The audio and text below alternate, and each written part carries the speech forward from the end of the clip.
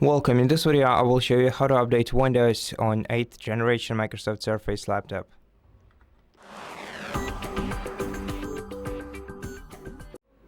To update your Windows, you're gonna need to open the Start menu and go to Settings. In the meantime, make sure that you are connected to the Wi-Fi. Then go to the Windows Update on the sidebar. And here simply click check for updates. If your device finds any essential updates, so the one that are required for your system to work properly, it will start downloading it automatically.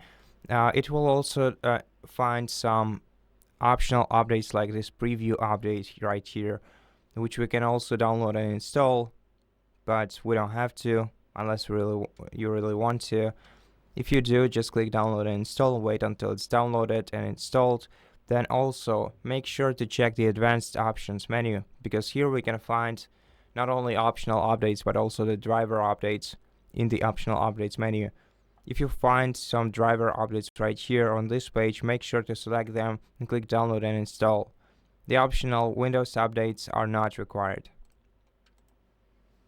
Once the updates are installed on this page, if they require a restart for your for changes to be applied, click it right here, or just go to the Start menu, go to Power Options and select Restart and Update, or just Restart.